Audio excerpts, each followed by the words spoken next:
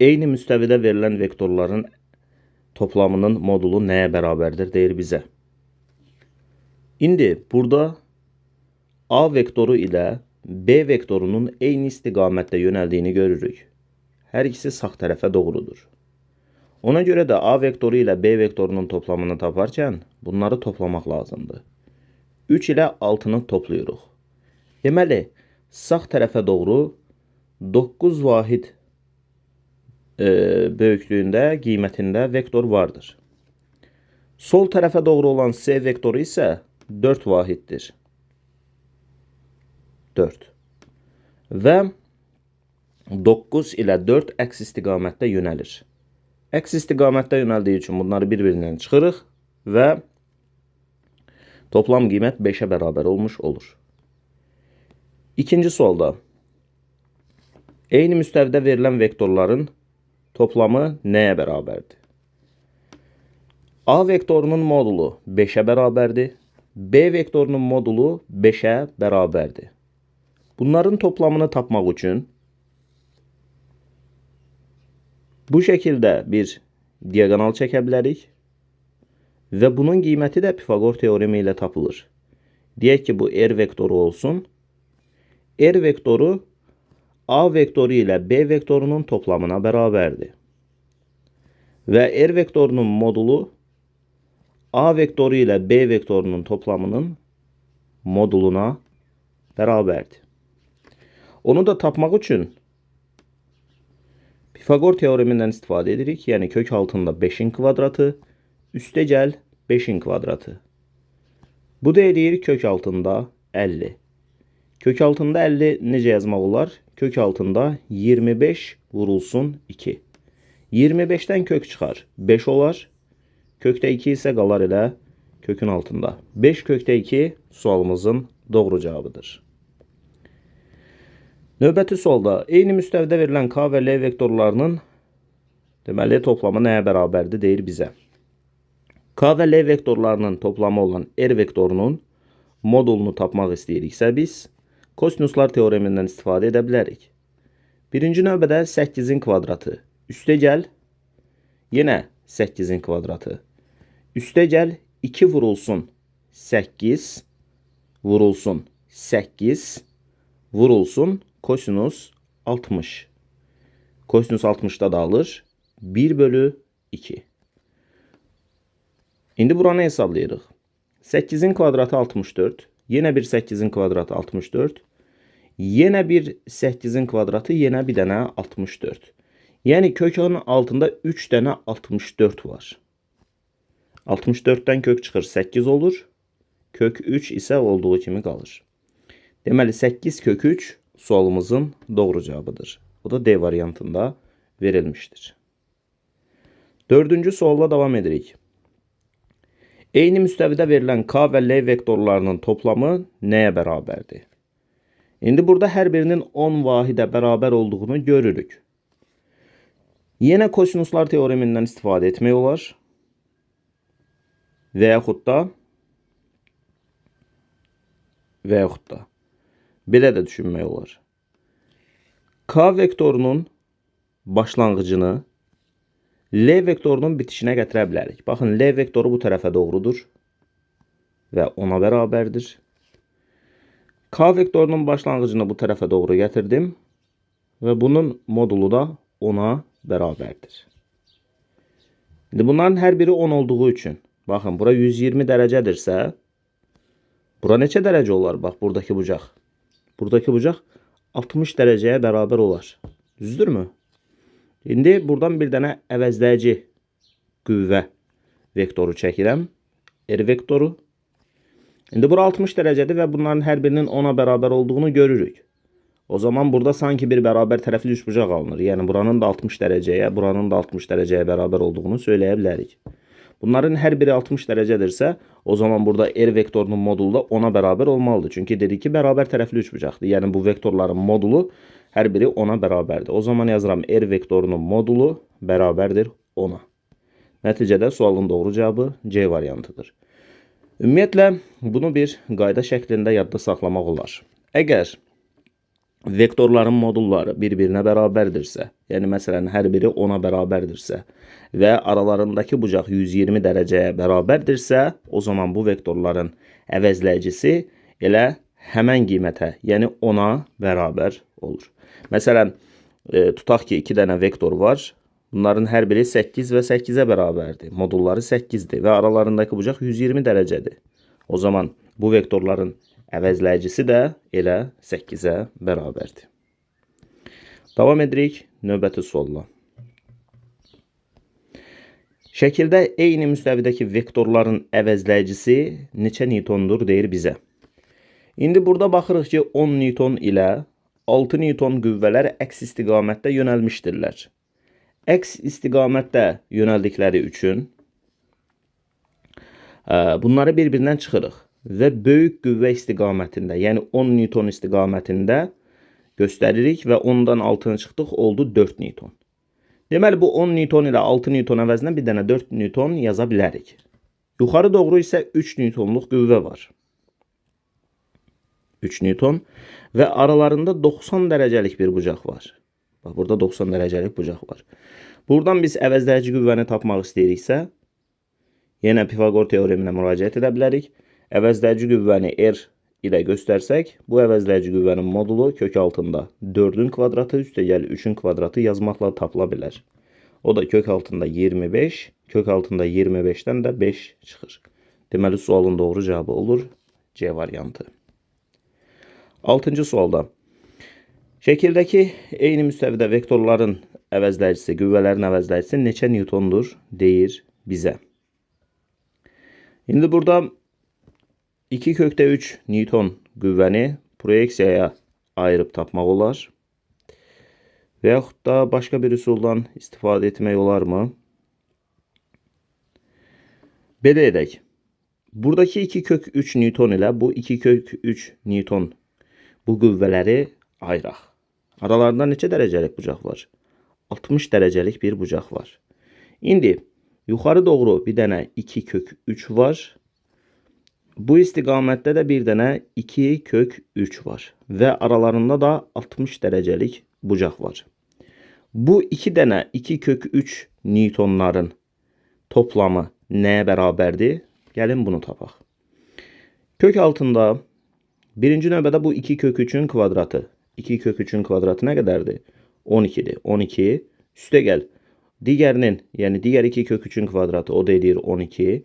Üstə gəl.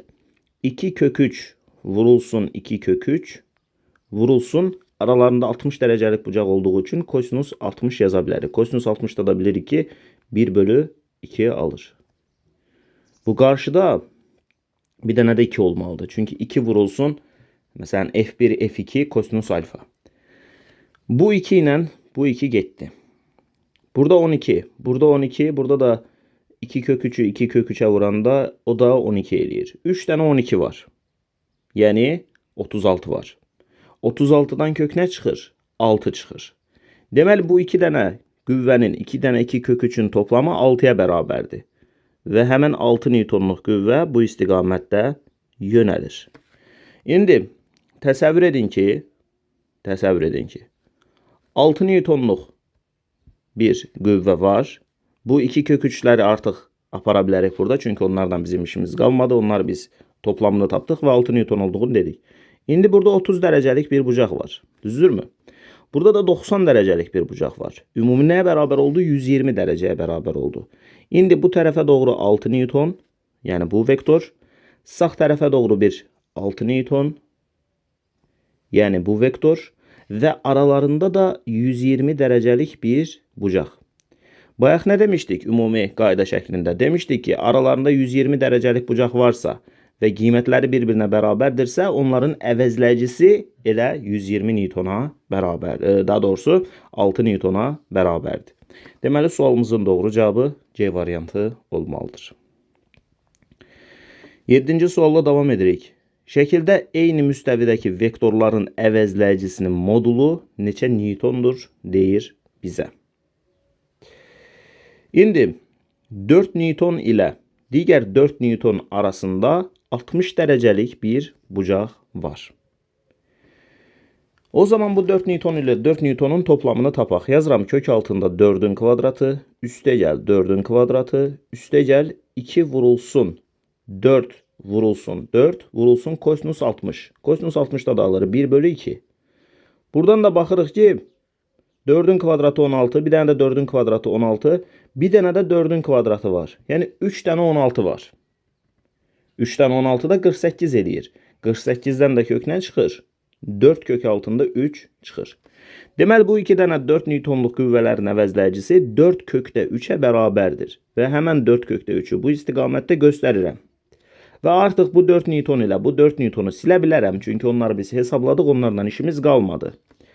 Burada ümumi bucaq 60 dərəcə olduğu üçün buranın 30 dərəcə olması lazımdır. Burada da bir 30 dərəcəlik bucaq var və yenə bu 4 kök 3, buradakı 4 kök 3 ilə buradakı 4 kök 3 arasındakı bucaq nə qədər oldu?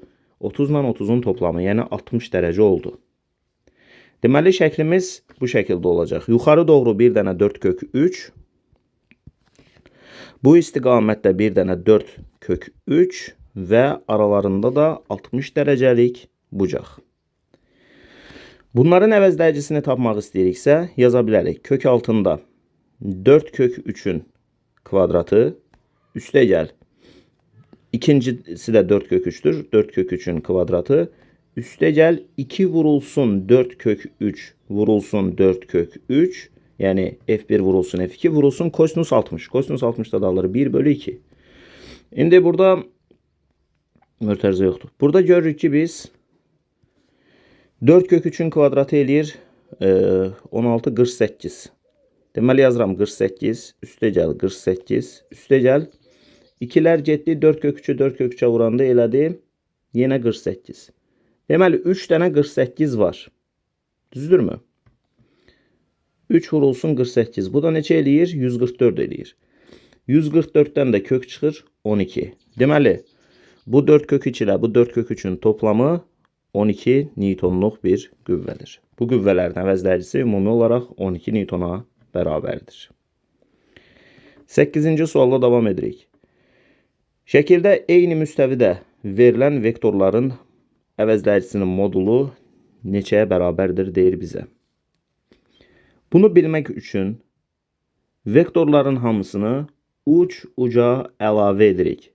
Baxın burada C vektoru var, düzdürmü? Bu C vektorunu gətirirəm. Deyək ki A vektorunun üzərinə əlavə edirəm. Bax bu C vektorunu gətirdim, A vektorunun üzərinə əlavə etdim. Yəni ucuna əlavə etdim. Sonra burada bir dənə B vektoru var, düzdürmü? Bu B vektorunu gətirəcəm. Buradakı hansı vektor idi? C vektoru idi. C vektorunun ucuna əlavə etdim. Bax bu şəkildə alındı. İndi fikir versək. Bu oldu A vektoru. Sonra onun ardınca gəldi C vektoru. Bir dənə də var burada B vektoru. 3 dənə vektoru uc uca əlavə etdik. Gəlin bunları yazaq. A vektoru zaten budur. Sonra onun ardınca C vektoru. Bir dənə də onun üzərinə əlavə etdik B vektoru. Və bu vektorların toplamını tapmaq üçün başlanğıcdan, yəni A vektorunun başlanğıcından B vektorunun sonuna bir ədəd bu şəkildə vektor çəkmək lazımdır. Həmən bu vektorda R vektorudur və bu vektorların toplamına bərabərdir. İndi biz R vektorunun modulunu hesablamalıyıq. Bu R vektorunun modulunu hesablamaq üçün buna bir üçbucaq kimi baxmağımız lazımdır. Katetlərindən biri 3 olan, digəri isə 1 bölgü olan bir düzbucaqlı üçbucaq. O zaman R vektorunun modulunu tapmaq üçün yaza bilərik. Kök altında 3'ün kvadratı, üstə gəl 1'in kvadratı, yəni Pifagor teoremi. Buradan R vektorunun modulu bərabərdir kök altında 10. Deməli sualımızın doğru cavabı kökdə 10 olmalıdır. Davam edirik növbəti sualla. 9'da nə deyir? Birinci şəkildəki eyni müstəvidə ABC vektorlarının toplamı şəkil 2'də verilənlərdən hansıdır deyir bizə. Baxın, yenə də ABC vektorlarının toplamını tapmaq üçün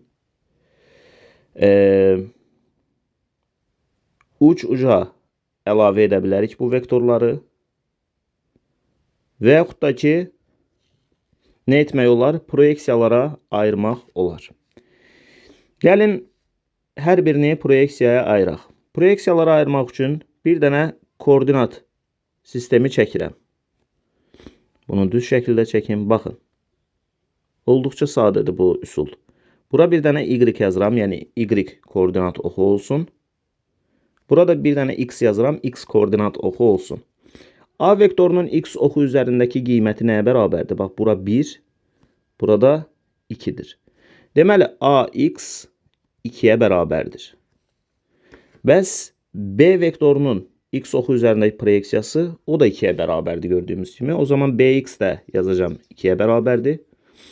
Bir də cx-ə baxıram. C-nin x oxu üzərindəki proyeksiyası mənfi 1-ə bərabərdir. Çünki 0-dan sol tərəfədir. Buna da mənfi 1 yazdım. İndi bu vektorların toplamı bizə verir əvəzləyici qüvvə. Bax, əvəzləyici qüvvə olsun R. R vektorunun x oxu üzərindəki proyeksiyası nəyə bərabərdir? Bunların toplamına bərabərdir. 2-yə 2 gələrik 4. 4-dən də 1 çıxarıq, olar 3. Deməli, Rx 3-ə bərabərdir. İndi gəlin y-ləri yazaq. A vektorunun y oxu üzərindəki proyeksiyası AY bərabərdir. Yuxarı doğru bir bölgüdür. Deməli, 1-ə bərabərdir. B vektorunun y oxu üzərində proyeksiyası aşağı doğru bir bölgü, o da mənfi 1 deməkdir. By bərabərdir mənfi 1. C vektorunun y oxu üzərində proyeksiyası yuxarı doğrudur və 2 bölgüdür. O zaman buna yazıram. CY bərabərdir müsbət 2. Bunların toplamı nəyə bərabərdir? Müsbət 1, mənfi 1. 0 elədi, üzərinə də 2 gəldik, 2 oldu. Deməli, əvəzləyici qüvvənin y oxu üzərində proyeksiyası 2-yə bərabərdir.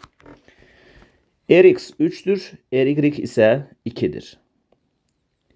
Deməli, x oxu üzərində qiyməti 3-ə bərabər olan, y oxu üzərində isə 2-yə bərabər olan bir vektor axtarırıq. Yenə burada koordinat sistemi çəkirəm. Və bu koordinat sistemində x oxu üzərində 3-ü, bax 3 buradır x oxu üzərində, y oxu üzərində də 2-ni. Burada 2-dir. Və bunların birləşməsi olan 2 nömrəli vektor, deməli, əvəzləyici qüvvə vektordur deyə bilərik. Sualımızın doğru cavabı 2 olmalıdır. 10-cu sualla davam edirik. A vektoru bərabərdir K vektoru çıxılsın L vektoru üstəgəl 2M vektoru olduğuna görə A vektorunun əvəzləyicisi, deməli, proyeksiyaları nəyə bərabərdir deyir bizə. İndi gəlin, Y və X oxu koordinat oxlarını biz burada göstərək. Zaten şəkildə göstərilib bir hissəsi. Deməli, bu şəkildə göstərək. Və gəlin hər birini, yəni K vektorunu, L vektorunu və M vektorunu hər birini X və Y oxları üzrə proyeksiyalayaq. K vektorunun Y oxu üzərindəki proyeksiyası, birinci X-dən başlayaq. K vektorunun X oxu üzərindəki proyeksiyası 0-dır. Niyə? Çünki K vektoru X oxu üzərində deyil, Y oxu üzərində göstərilmişdir. Ona görə də Kx 0-a bərabərdir. Sonra L vektorunun X oxu üzərindəki proyeksiyasına baxaq. L vektorunun X oxu üzərindəki proyeksiyası müsbət 2-yə bərabərdir. O zaman yazıram. Lx bərabərdir müsbət 2. Sonra M vektorunun X oxu üzərindəki proyeksiyasına baxaq. Sol tərəfə doğrudur. Deməli, mənfi 2-yə bərabərdir. O zaman burada yazdım. Mx bərabərdir mənfi 2. İndi keçək Y oxları üzərindəki qiymətlərə. K vektorunun Y oxu üzərində proyeksiyası. Bax, K vektoru yuxarı doğru bir bölgüdür. Deməli, buna müsbət 1 yazıram. L vektorunun Y oxu üzərindəki proyeksiyası aşağı doğru bir bölgü. Deməli, bu mənfi 1-dir. M vektorunun Y oxu üzərindəki proyeksiyası aşağı doğru 2 bölgü. Deməli, bu da mənfi 2-dir. Bunları biləndən sonra biz K vektoru çıxılsın L vektoru üstəgəl 2M vektorunu tapa bilərik. Birinci növbədə gəlin X-ini tapaq. Ax bərabərdir Kx çıxılsın Lx üstəgəl 2Mx. Yəni A vektoru K çıxılsın L üstəgəl 2M deyilmi? X-ə proyeksiyalarında yazırıq. AX bərabərdir. KX çıxılsın. LX üstəgəl 2MX. İndi bunu elə bir yerdə yazaq ki, yerimiz çatsın. Bax, bunu gətirim yuxarı. Burada yazaq. İndi bərabərdir. KX nəyə bərabərdir? 0-a bərabərdir. Yazdım 0.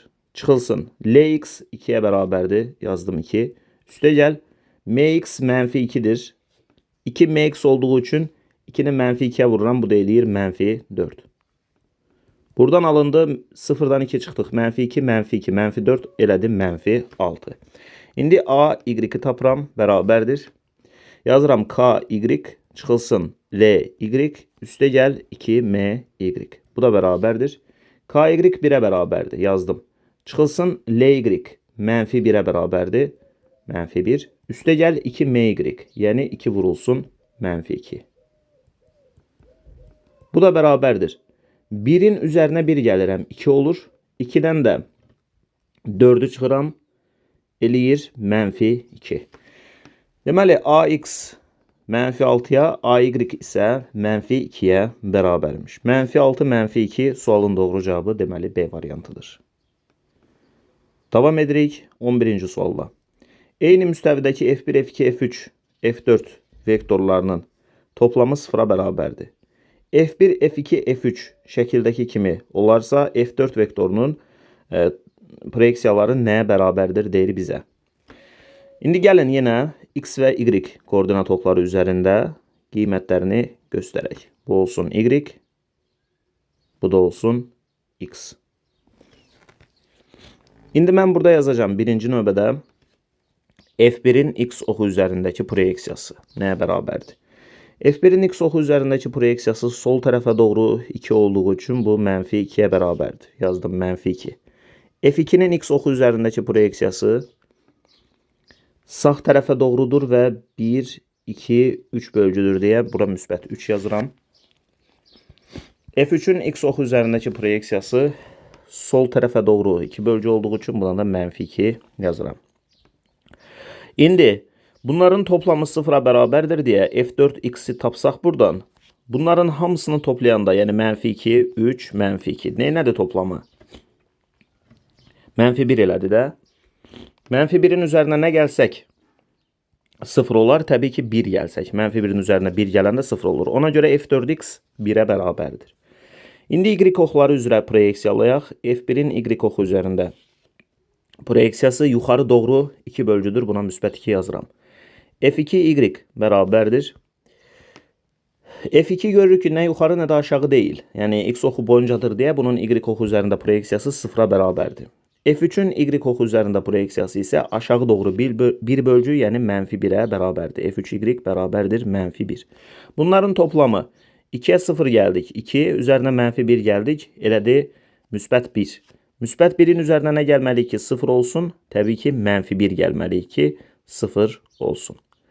Deməli, F4X 1-ə, F4Y isə mənfi 1-ə bərabərdir. 1 mənfi 1 sualın doğru cavabıdır. Davam edirik 12-ci sualla. Deməli, modulları 5 və 9 olan vektorların minimum toplananı, yəni əvəzləyici qüvvənin minimum qiyməti R minimum, maksimum qiyməti isə R maksimumdur. Buna əsasən R minimum və R maksimum vektorlarının modullarının nisbəti nəyə bərabərdir deyir bizə. Minimum qiymətini tapmaq üçün bunları bir-birindən çıxmaq lazımdır. Yəni 9 Newtondan 5 Newtona çıxırıq və bu olur 4 Newton. Maksimum qiyməti tapmaq üçün isə bunları toplamaq lazımdır. Yəni 9 Newtonun üzərinə 5 Newtonu gəlirik. Bu da eləyir 14 Newton. İndi bunların nisbətini tapın deyirik bizə. Yəni 4-ün 14-ə nisbəti, oradan da ixtisar aparsaq 2/7 qalar. Sualın doğru cavabı deməli B variantıdır. Davam edək 13-cü sualla. Deməli 13-cü sualda deyir ki, modulları 6 Newton və 8 Newton olan vektorların arasındakı bucaq alfadır. Alfa bucağı 0 ilə 90 dərəcə aralığında qiymətlər aldığına görə vektorların toplamı R vektorunun modulu üçün aşağıdakılardan hansı doğrudur deyir bizə. Deməli, alfa bucağı 0 ilə 90 dərəcə aralığında qiymət alırmış. 6 və 8 Newton. İndi 6 Newton ilə 8 Newton düşünsək ki, eyni istiqamətdə yönəlir. 8 Newton ilə 6 Newton arasındakı alfa bucağı sıfıra bərabər olsa, o zaman burada əvəzləyici qüvvə alınar 14 Newton. Deməli 14 Newtondan kiçik qiymətlər alır. Və alfa bucağı 90 dərəcədən kiçikdir. Əgər 90 dərəcə olsaydı, 6 Newton ilə 8 Newton arasındakı bucaq 90 dərəcə olsaydı, burada əvəzləyici qüvvə nəyə bərabər olardı? Pifaqor teoreminə əsasən 6 ilə 8-i kvadratlara yüksəldib kök altında, deməli oradan da 10 Newton alınır. Deməli əvəzləyici qüvvənin burada ala biləcəyi ən böyük qiymət 14 Newtondur, ən kiçik qiymət isə 10 Newtondur. Yəni əvəzləyici qüvvə 10 Newton ilə 14 Newton aralığında qiymətlər ala bilər. Ona görə də sualın doğru cavabı Y variantıdır. 14-cü sualda deyir ki, modulları eyni olan vektorlardan şəkil 1-dəki bunların əvəzləyicisinin modulu R1-ə bərabərmiş, şəkil 2-də R2-yə, şəkil 3-də isə R3-ə bərabərmiş. Buna görə R1, R2, R3 arasındakı münasibət necədir deyir bizə. Baxın, buradakı alfa bucağının 90 dərəcədən kiçik olduğunu görürük. Yəni iti bucaqdır. Məsələn, tutalım ki 60 dərəcədir. Beta bucağı 90 dərəcəyə oxşuyur. Tutalım ki bura 90 dərəcə olsun. Teta bucağı da 90-dan böyükdür. Məsələn, burada 120 dərəcə olsun. Biz bilirik ki, iki qüvvə vektoru arasında bucaq 60 dərəcəyə bərabərdirsə, bu qüvvələrin əvəzləyicisi nəyə bərabərdir? F kök altında 3-ə bərabərdir. Kosinuslar teoremindən çıxan nəticədir. Əgər aralarında 90 dərəcəlik bir bucaq varsa və hər birinin modulu F-ə bərabərdirsə, o zaman buradakı əvəzləyici qüvvə F kökdə 2-yə bərabərdir. Pifaqor teoremi. Əgər aralarındakı bucaq 120 dərəcədirsə və hər biri F-ə bərabərdirsə, o zaman bunların əvəzləyicisi F-in özünə bərabərdir. Gördüyümüz kimi F kökdə 3, F kökdə 2 və F. Yəni bucaq artdıqca, bucağa fikir verilindir. 60 dərəcə, 90 dərəcə və 120 dərəcə. Bucaq get-gedə artır, amma qiymət get-gedə azalır. Yəni əvəzləyici qüvvə F kökdə 3, F kökdə 2 və F. Bucaq nə qədər artarsa, əvəzləyici qüvvə o qədər azalar. Ona görə də ən böyük əvəzləyici qüvvə birinci şəkildədir. Yəni R1 ən böyükdür. İkinci şəkildə əvəzləyici qüvvə biraz daha kiçikdir. Yəni R2 kiçikdir. Üçüncü şəkildə isə əvəzləyici qüvvə ən kiçikdir. Ona görə də R3 ən kiçikdir. R1, R2, R3 şəklində sıralanar və sualın doğru cavabı A variantı olar. 15-ci sualda modulları 4 Newton, 7 Newton və 10 Newton olan vektorların əvəzləyicisinin minimum qiyməti və maksimum qiyməti deyir ki, neçə Newtona bərabər olar? 7 Newton ilə 4 Newtonluq qüvvələr. Bu qüvvələri eyni istiqamətdə yönəldək. Bax, 4 Newton ilə 7 Newtonu eyni istiqamətdə yönəltdim. Bunların əvəzləyicisi nəyə bərabərdir? 11 Newtondur. İndi 10 Newtonluq qüvvəni isə bunların əksinə yönəldək. Burada baxın, 11 Newton var. Bu tərəfdə isə 10 Newton var. Əks istiqamətdə yönəldikləri üçün burada əvəzləyici qüvvə 1 Newtona bərabərdir. Deməli, əvəzləyicinin minimum qiyməti 1 Newtondur. Bəs maksimumu nəyə bərabərdir? Maksimumunu da tapmaq üçün bunları toplamaq lazımdır. Yəni, hamısı eyni istiqamətdə yönələrsə, 4 Newton, 7 Newton və 10 Newtonluq qüvvələr eyni istiqamətdə yönələrsə, bunlar toplanar və toplamı da 21 Newtona bərabər olar. Deməli, sualın doğru cavabı A variantıdır deyə bilərik. 16-cı sualla davam edirik. Modulları K, L, M olan vektorlarla hazırlanan şəkillərdə deyir ki, verilənlərin əvəzləyicisi eynidir. Yəni, əvəzləyicisinin modulu eynidir. Buradan deyir ki, alfa bucağı teta bucağından, daha doğrusu beta bucağından, beta da teta bucağından böyük olduğuna görə KLM vektorları arasındakı münasibət necədir? Gəlin burada kosinuslar teoremini tətbiq edərək nəticəyə çatmağa çalışaq. Birinci növbədə birinci şəkildə K vektoru və L vektoru verilib, düzdürmü? Burada əvəzləyicini tapmaq üçün yazarıq. Kök altında K'nın kvadratı üstəgəl L'nin kvadratı üstəgəl 2k L kosinus alfa. Və bunu bərabər edirik ikinci şəklə. İkinci şəkildə belə yazmaq olar. Kök altında L'nin kvadratı üstəgəl M'nin kvadratı üstəgəl 2LM kosinus beta. İndi belə bir şey düşünəcəyik. Bax, burada köklər zaten gedər. Hər iki tərəfdə kök var. Bu kökləri apardım. L kvadratı hər iki tərəfdə var. Bunlar da getdi. Geriyə qaldı belə bir şey. K kvadratı üstəgəl 2KL kosinus alfa bərabərdir. Bu tərəfdə M kvadratı var. M kvadratı üstəgəl 2LM kosinus beta. İndi buradan bir şey düşünəcəyik. Alfa bucağı beta bucağından böyükdür. Düzdürmü? Biz bilirik ki, bucaq nə qədər kiçik olarsa, kosinusun qiyməti bir o qədər böyük olur.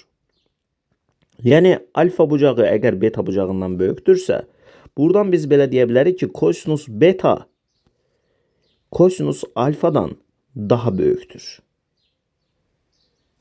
Məsələn, kosinus 90 ilə kosinus 120'ni müqayisə etdiyimizdə kosinus 90 0 alır. Amma kosinus 120'də mənfi bir qiymət alır. Ona görə də bucaq nə qədər kiçik olarsa kosinusun qiyməti bir o qədər böyükdür. Deməli, burada yazdığımız bərabərlikdə bax, bu kosinus beta daha böyükdür. Kosinus alfa daha kiçikdir. Amma bunların bir-birinə bərabər olduğunu deyir. Əgər bərabərlik varsa, bunlar bir-birinə bərabərdirsə, bu tərəf daha kiçikdirsə, yəni kosinus daha kiçikdirsə, o zaman K'nın daha böyük olması lazımdır ki, bərabərlik yaransın. Yəni K'nın M'dən daha böyük olması lazımdır. K böyük, M isə kiçik olmalıdır. Deməli, deyərik ki, K vektorunun modulu M'dən daha böyükdür. Bu bizim tapdığımız birinci vacib nəticədir. İndi gələk ikinciyə. İkinci nə olacaq? Burada bununla, yəni L, M vektorları ilə bu MK'ya biz baxacağıq. Gəlin baxaq. Yazaq kök altında bu ikisinin toplamı, yəni LM'nin toplamı yazıram L kvadratı üstəgəl M kvadratı üstəgəl 2 LM kosinus beta yazıram.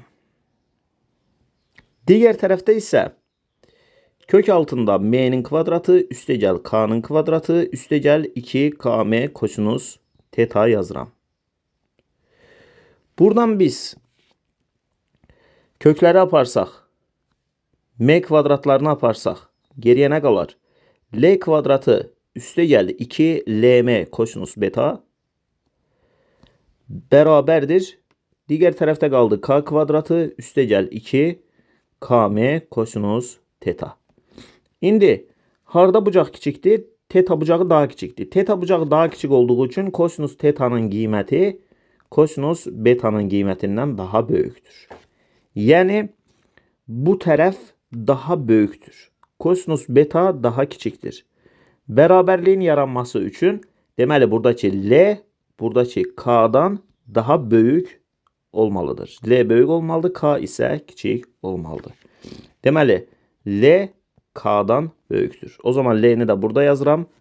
Ən böyükü L oldu, sonra K, sonra da M. Sıralama bu şəkildə oldu. L, K, M. O da D variantında verilmiştir. 17-ci sualla davam edirik. Şəkildə eyni müstəvidə verilən vektorların əvəzləyicisi deyir ki, neçəyə bərabərdir? İndi burada 10'a bərabər olan bir B vektoru verilmişdir. Gəlin bunu biz proyeksiyalara ayıraq. Yuxarı doğru olsun B, Y. Sağ tərəfə doğru olsun B, X. Bx bərabərdir. B kosinus alfa yaza bilərik. Yəni B kosinus 37 yaza bilərik. Buradan Bx bərabərdir. B'nin qiyməti 10'a bərabərdir. 10 vurulsun cos 37. Kosinus 37 də dağılır 0,8.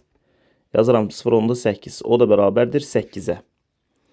By-i tapmaq istəyiriksə By bərabərdir B sinus alfa. Yəni B sinus 37. O da bərabərdir 10 vurulsun sinus 37-də 0.6 alır. 10 vurulsun 0.6 o da eləyir 6-ya. Aha. İndi gəlin AX-ə, AY-ə baxaq. AX bərabərdir.